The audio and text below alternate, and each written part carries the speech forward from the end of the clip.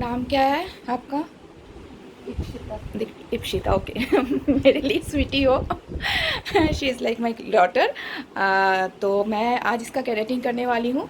और इसके बाल बहुत ही ड्राई डैमेज हैं, बहुत ज़्यादा, इतने हैं कि आप लोग देख सकते हो कितने ड्राई हैं। तो आज मैं इसका केरेटिन करने वाली हूँ। आफ्टर केरेटिन इसका इफ़ेक्ट आप देखना, बहुत अच्छा आएगा। ওকে, থ্যাংক ইউ। আচ্ছা, তো এই হচ্ছে আমাদের বিউটিফুল সুইটি, আমার সুন্দরী সুইটি, আমার মেয়ে, ঠিক আছে। আচ্ছা, তোর লাস্ট কালার কবে করা ছিল? 2 বছর আগে প্রায়, হ্যাঁ। অমরে রেড করেছিলাম, সেটা কেটে বের করে দেওয়া হয়েছে।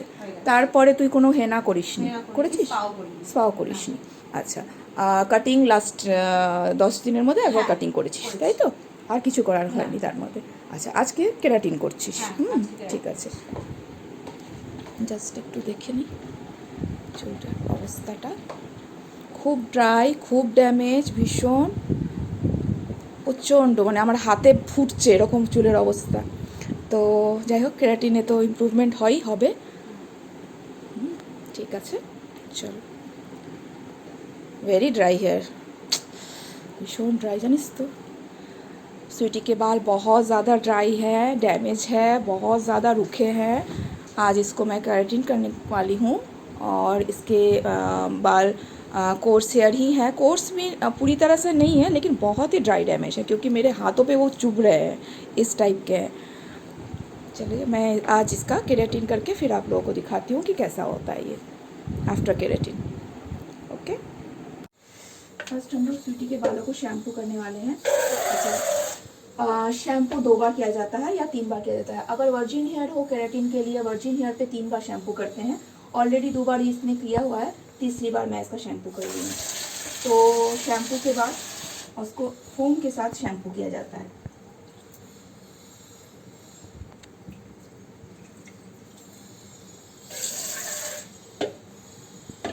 ये शैम्पू केराटिन के लिए ही है। ध्यान रहे, जब भी आप शैम्पू करो अपनी रिंग्स खोल लो, क्योंकि आपके क्लाइंट्स को इससे दिक्कत हो सकती है। अपनी रिंग हमेशा खोल के शैम्पू करनी चाहिए। आंटी পড়ে থাকলে প্রচণ্ড অসুবিধা হয়, অনেক সময় চুল আটকে যাবে, আর বিশেষ করে ড্রাই ড্যামেজ হেয়ার আছে তো ফির খুবই প্রবলেম। তুলিস না মাথা, ড্রাই ড্যামেজ হেয়ার থাকলে তো ভীষণভাবে আটকে যায় চুলের মধ্যে আংটি।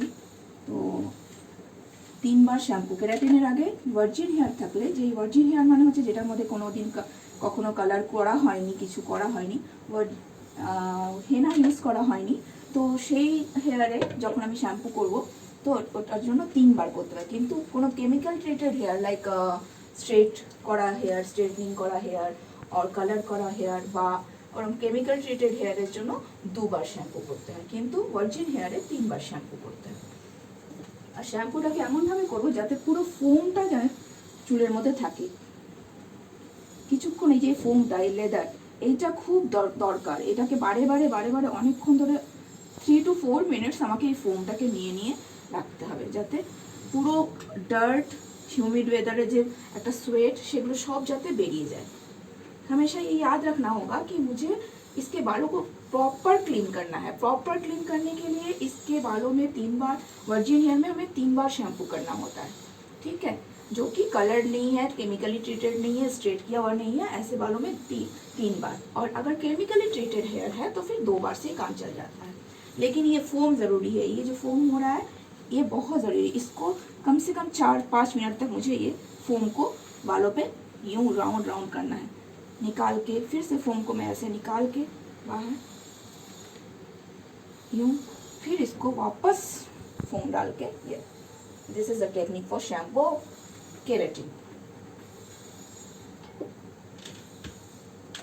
शैम्पू जितना अच्छा होगा केराटिन उतना अच्छा होगा, इफेक्ट उतना ज़्यादा अच्छा आएगा।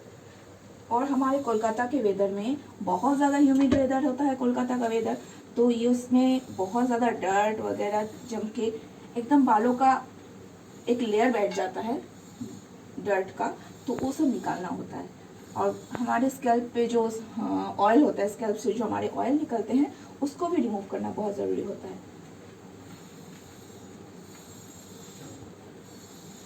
शैम्पू करते वक्त हमेशा ये ध्यान में रखना होगा कि ये मेरी उंगलियां के स्कैल्प को टच करे, लाइक दिस। ये मेरी उंगलियां टच कर रही है स्कैल्प को, ताकि स्कैल्प से वो ऑयल निकला हुआ बाहर निकल जाए, उसको मैं रिमूव कर सकूँ अच्छे से धो के। फिर से इस फोम को लेकर के वो बाहर निकाल के फिर इसमें डालना है। ऐसे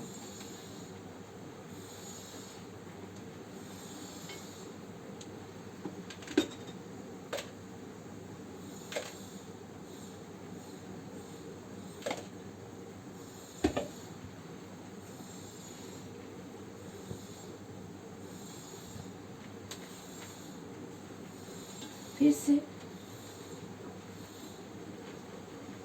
पूरे बालों पे अच्छे से, ताकि नीचे का बाल भी पूरा साफ हो जाए, इस तरह से करना है। ये तो मैं घर पे कर रही हूँ, जब मैं अपने सैलून में करती हूँ तो वहाँ पे थोड़ा ज़्यादा कंफर्टेबली चीज़ें होती हैं। फिर से इसके फोम को लेकर के वापस मुझे फिर रिटर्न डालना है इसमें फोम। ये तरीका होता है केराटिन के शैम्पू का। अभी मैं स्वीटी के बालों को कम से कम 2-3 मिनट हो चुके हैं, मैंने ऐसा किया है। अभी मैं इसके बालों को वॉश कर लूँगी और उसके बाद केराटिन अप्लाई करूँगी। स्वीटी के बाल धुल चुके हैं, इप्शिता के बाल अब धुल चुके हैं बहुत अच्छे से। अब मैं इसका केराटिन स्टार्ट करूँगी। केराटिन करने से पहले उसको एक शीट पहनानी होगी। और मेरे जो प्रोडक्ट है मैं उसके बारे में बता देती हूँ। मैंने केराटिन के लिए अमेज़न प्रोडक्ट यूज़ किया है। ये अमेज़न का केराटिन है जो ग्रीन टी है। ये बहुत ही अच्छा प्रोडक्ट है, मैंने इसको यूज़ किया है। और इसका ग्रेप है, ये वो शैम्पू है और ये सॉल्यूशन है।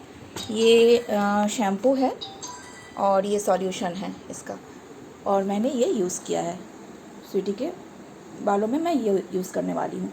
मैंने इसका बहुत अच्छा इफ़ेक्ट पाया है, तो मेरे लिए बेस्ट है और मैंने हमेशा इसी को यूज़ किया है। तो अब आज कैसा इफ़ेक्ट आता है आप देखिए। Sweety, are you satisfied with shampoo? या ওকে সুইটির শ্যাম্পুটা তো হয়ে গেছে। এবার আমি ওকে কেরাটিন স্টার্ট করব। আমি অ্যামাজন কেরাটিন দিয়ে স্টার্ট করছি। এটা হচ্ছে কি অ্যামাজন কেরাটিন, আমি সবসময় এটা ইউজ করি। এটা ভীষণ ভালো আমার জন্য, আমি তো সবসময় ইউজ করে দেখেছি। এটা সত্যি খুব ভালো, বেস্ট মনে হয়। আর অনেক দিন স্টে করে, অন্য কেরাটিনগুলো স্টে করে না, কিন্তু এটা অনেক দিন স্টে করে। আচ্ছা, আরেকটা কথা বলি, যখন শ্যাম্পু করা হয় কেরাটিনের শ্যাম্পু কিন্তু সবসময় একটু ইউজ করতে হয়। লিউকওয়ার্ম ওয়াটার ইউজ করা যায়, কিন্তু কোল্ড ওয়াটার বেটার হয়। সবসময় ঠান্ডা জল দিয়ে ধোয়াটাই বেটার হয়। ওয়াশটা যখন করি আমরা ঠান্ডা জল দিয়ে ওয়াশ করলে বেটার হয়। সুইটির চুলটা এখন এবারে ইয়ে করবো, सेक्शन करबो। सबसे आगे चूल्टा भेजा थकते हुए। ड्राई हेयर पे केराटिन अप्लाई नहीं कर सकते हैं, बालों को भिगोना होता है। अगर लगे कि ड्राई हो गया तो फिर स्प्रे करके इसको भिगोना होगा। अब मैं इसका सेक्शन करूँगी। इसको सेक्शन करने के बाद अप्लाई करना है सॉल्यूशन। तो इसको जैसे हम लोग अपना सेक्शन करते हैं वैसे करना होगा। यहाँ पे थोड़े से बाल ड्राई हो चुके हैं, इसलिए मुझे लग रहा है थोड़ा सा स्प्रे करना होगा अभी। तो स्प्रे कर लूँ, उसके बाद फिर मैं इसका सेक्शन करती हूँ। सेक्शन कर लिया है, 4 सेक्शन बालों का 4 सेक्शन कर लिया है। अब मैं सबसे पहले ग्लव्स पहनूंगी। बिना ग्लव्स के मैं नहीं कर सकती ये। जब भी कोई भी केमिकल अप्लाई करो आप ग्लव्स पहनना जरूरी होता है, तो ग्लव्स पहनिए। उसके बाद फिर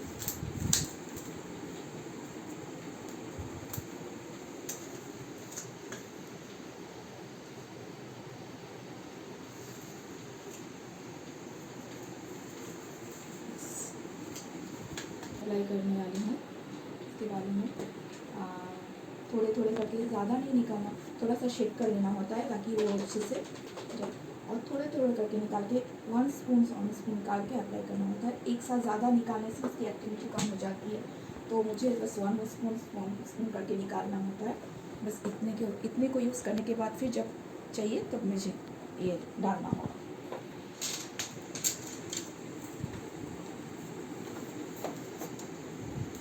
अप्लाई करने के लिए एक सेक्शन मैंने खोला। अब मैं बालों को यहाँ से अप्लाई करना स्टार्ट करती हूँ। ऐसे पहले अच्छे से कॉम्ब कर लो बालों को। अच्छे से कॉम्ब करने के बाद स्कैल्प से 1/2 इंच डाउन, 1/2 इंच छोड़ के इसको अप्लाई करते हैं बहुत अच्छी तरह से, ताकि हर एक बाल पे हर एक हेयर पे लगे। इस तरह से अप्लाई करना होता है, कोई छूट ना जाए कोई भी हेयर, तो बहुत केयरफुली, पर बहुत ही कम अमाउंट में चाहिए होता है, इसलिए कोई ये नहीं है। मैं जब चीज़ों को, और उसके बाद अच्छी तरह से इसको एमल्सिफाई करना है, लाइक दिस। এরকম করে এমালসিফাইটা করতেই হবে। এমালসিফাই না করলে সব চুলের মধ্যে লাগবে না, প্রত্যেকটা চুলে লাগা দরকার আছে। এই যে আমি লাগাচ্ছি 1/2 ইঞ্চ ছেড়ে, কিন্তু এখানে কিন্তু আমার স্ক্যাল্পে যাচ্ছে না, 1/2 ইঞ্চ ছেড়ে আমি প্রত্যেকটা চুলে যাতে লাগে তার জন্য এরকম করে এমালসিফাই করে করে চুলটাকে জাস্ট একটা স্মুথ টাচ এসে যাবে। फिर से एक सेक्शन लिया, यहाँ पे भी ये आप डिस्टेंस 1/2 इंच का लेना होता है, 1.5 इंच से ज़्यादा नहीं ले सकते, क्योंकि ताकि हर बाल पे वो लगे, सॉल्यूशन हर बाल पे लगे, इसके लिए मुझे थोड़े थोड़े करके बालों को लेना होता है। जिसके फाइन हेयर होते हैं वहाँ पे आप मोटा लगाइए, इसके फाइन हेयर नहीं है इसलिए मुझे थोड़े थोड़े करके लेने होंगे, और जिनके हेयर फाइन होते हैं वहाँ पे आप थोड़े चौड़े भी ले सकते हो। ফাইন হেয়ার থাকলে একদম অল্পই লাগে, ও জিনিসটাও অল্প লাগে, প্লাস বেশি মোটা সেকশন নিলেও অসুবিধা হয় না।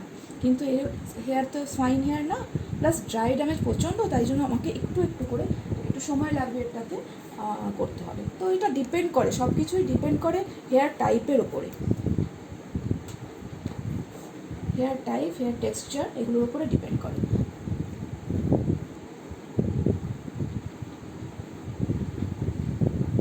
ভালো করে এটাকে এমালসিফাই, এই যে এমালসিফাই করছি একটা আলাদাই একটা নিজে হাত দিয়েই, কিন্তু আমি কিন্তু কম করিনি, হাত দিয়েই এই ব্যাপারটা কি সুন্দর একটা স্মুথ একটা টাচ এসে যাচ্ছে। এই জিনিসটা আনতে হবে।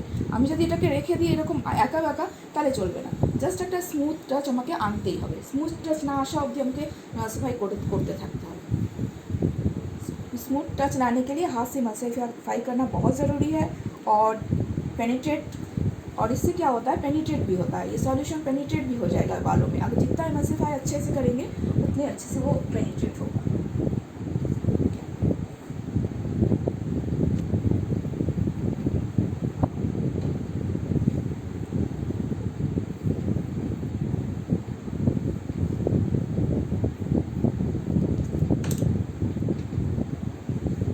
स्वीटी का तो आज चेहरा ही बदल जाने वाला है, मुझे लग रहा है, क्योंकि बहुत अच्छे से मैं अप्लाई भी कर रही हूँ, और बहुत टाइम लेके कर रही हूँ। दूसरी तरफ दिन जब भी करती हूँ थोड़ा जल्दी जल्दी भी करती हूँ कि दूसरे काम होते हैं, आज मैं बहुत आराम से चीज़ों को कर रही हूँ, तो मुझे लग रहा है इफेक्ट अच्छा आने वाला है, देखा जाए।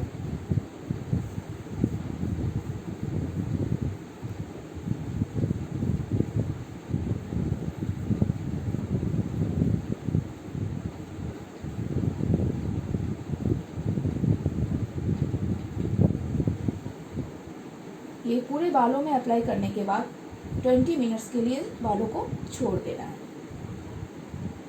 यूं ही रख देना है। उसके बाद 20 to 25 मिनट्स के बाद उसको ड्राई करना है, नॉर्मल ड्रायर से ड्राई करना है। उसके बाद उसको ब्लो ड्राई डालना है, पहले नॉर्मल ड्राई फिर ब्लो ड्राई, तो वो भी मैं आपको बाद में दिखाऊंगी, ब्लो ड्राई क्या कैसे करेंगे और नॉर्मल ड्राई कैसे करेंगे ड्रायर से आफ्टर 20 मिनट्स।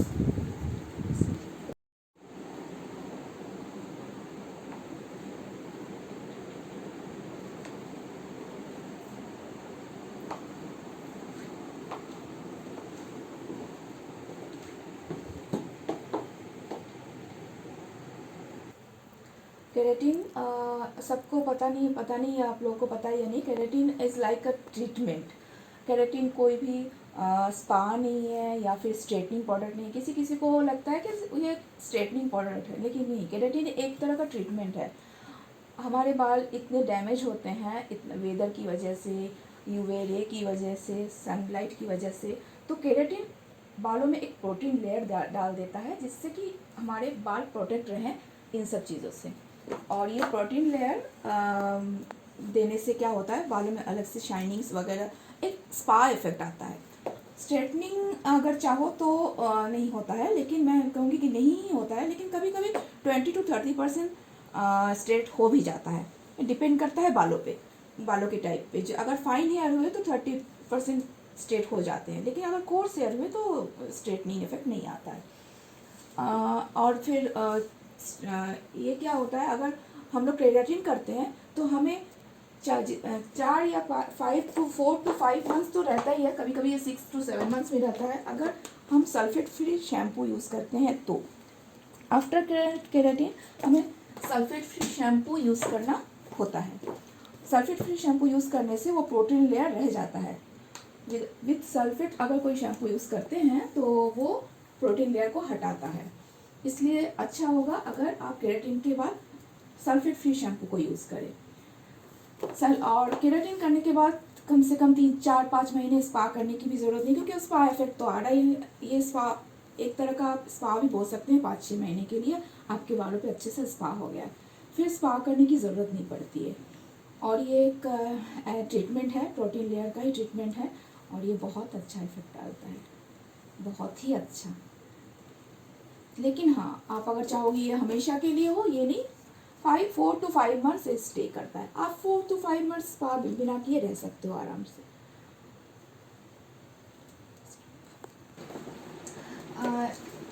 अभी ये 20 to 25 मिनट्स हो चुके हैं, मैंने अप्लाई किया है। अभी मैं इसके बालों को जस्ट ब्लास्ट ड्राई, इससे ड्रायर से ब्लास्ट ड्राई कर रही हूँ, और उसके बाद मैं ब्लो ड्राई करूँगी। पहले ब्लास्ट ड्राई करूँगी, उसके बाद मैं ब्लो ड्राई करूँगी।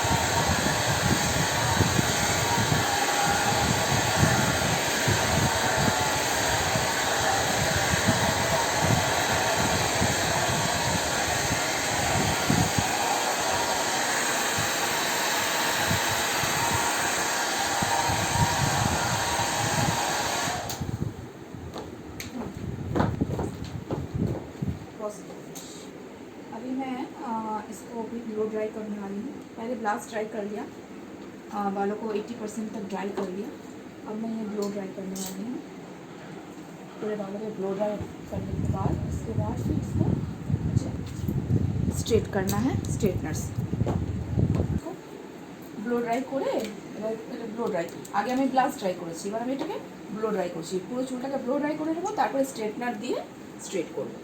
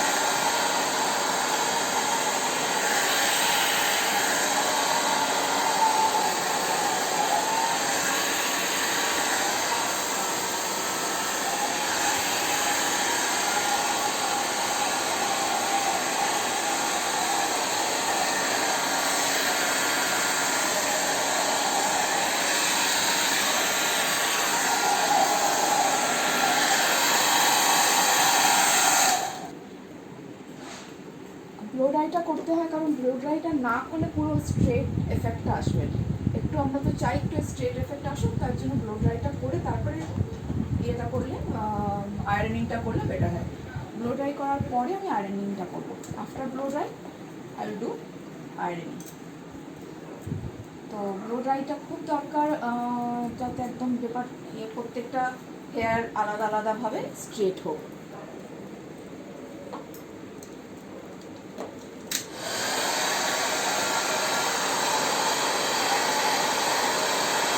ফার্স্টে প্রথমে রুট ক্লিন করব, তারপরে মিডল পোর্শন, তারপরে লাস্ট পোর্শন। ফার্স্টে রুট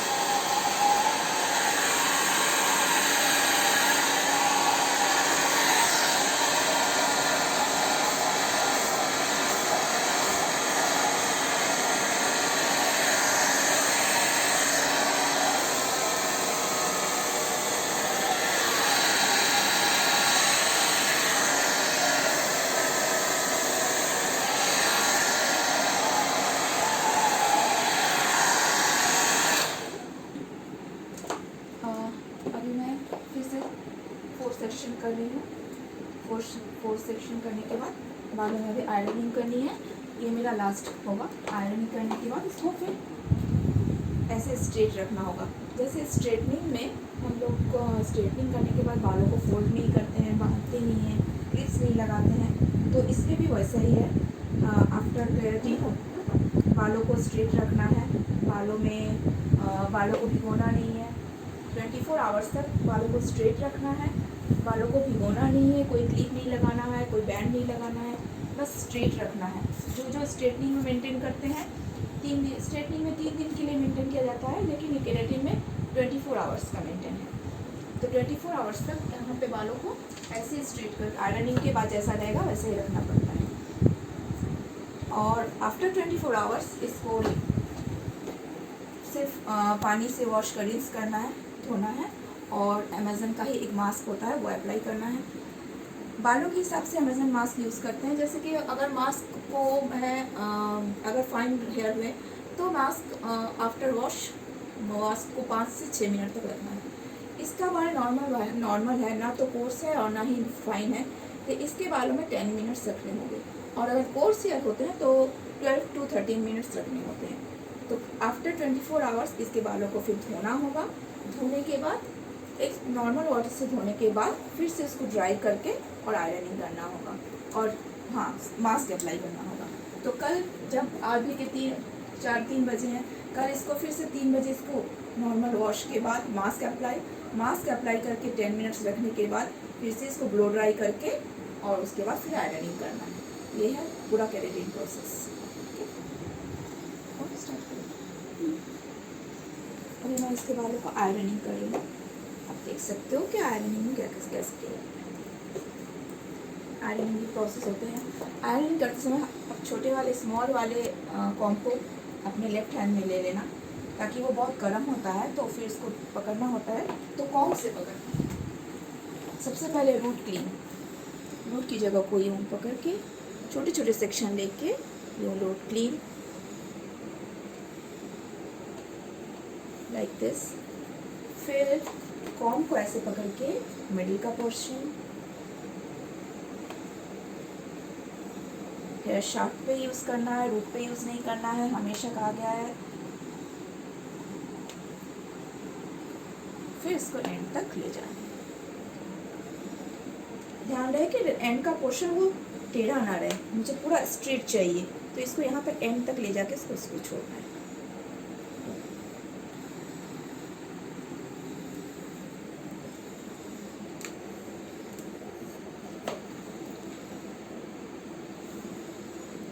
ছোট ছোট সেকশন নিয়ে জাস্ট চুলটাকে ছোট ছোট সেকশনে আমি আয়রনিং করবো, যাতে আয়রনিংটা খুব ভালো হয়। বেশি বড় সেকশন নিয়ে আয়রনিং করলে খুব আয়রনিংটা ভালো হবে না, কারণ ওর ভীষণ কার্লি টাইপের আর ড্রাই ড্যামেজ হয়, ওটাতে ভীষণভাবে এফোর্টটা সেই জন্য দিতে হবে। ফার্স্টে root clean must. Root clean না করে নিচেটা করতে নেই, করা উচিত না। ফার্স্টে রুট ক্লিন, তারপরে এবার কমটাকে দিয়ে ধরে মিডল পোর্শন, কারণ চুলটা খুব গরম হয়ে যায়, কম দিয়ে না ধরলে তখন ধরা যাবে না, এত গরম হয়ে যায় যে আমি ধরতেই পারবো না এটাকে। তো আমাকে কম ইউজ করতে হবে, লেফট হ্যান্ডে সবসময় কমটা আগে রাখতেই হবে।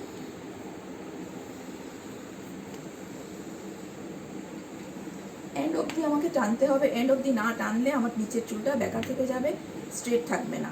মিডলটা স্ট্রেট হয়ে গেল, এবার নিচটা দেখুন এখনো একটুখানি বেঁকা আছে, আস্তে করে এটাকে জাস্ট ছাড়তে হবে যাতে স্ট্রেট। আবার একবার আয়রনিং করে ছাড়বে। ওকে,